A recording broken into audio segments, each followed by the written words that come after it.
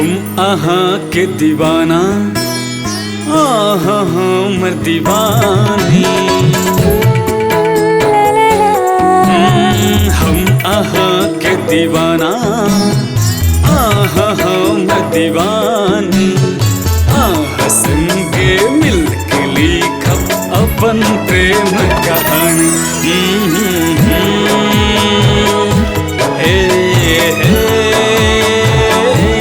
ला ला ला।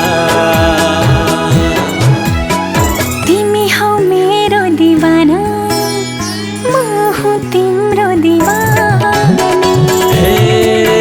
ला ला ला। तिमी हौ मेरो दीवाना, म हूँ तिम्रो दीवानी। तिम्रो नाम लेखिदिए सारा जिन्दगानी।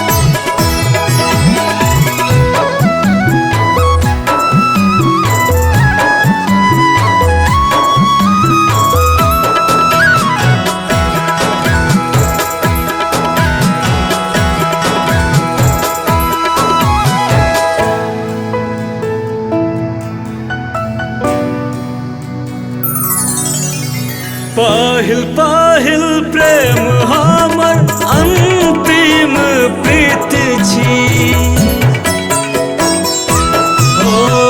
पहिल पहिल प्रेम हमर अंतिम प्रीत छी।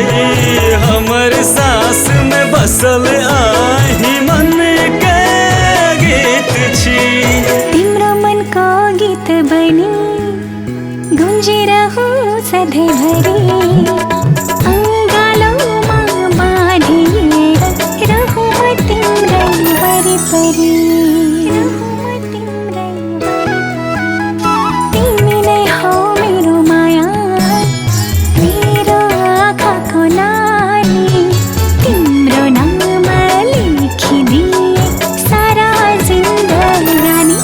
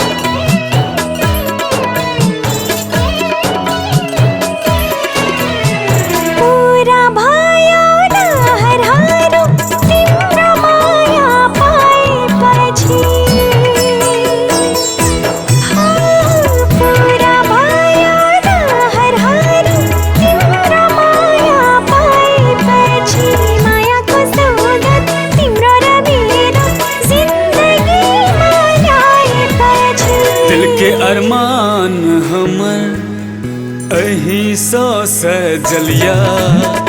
नस नस में हमर आही प्रेम बसलिया। प्रेम बसलिया। जीवन तिमी सहारा, तिमी ने हो की रानी। हामी दुई मिली लेखो हमरो प्रेम कहानी।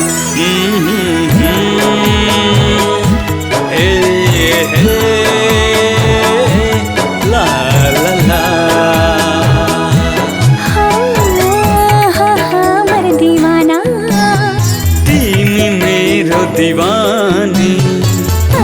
संगे मिल के लिखब अपन प्रेम कहानी।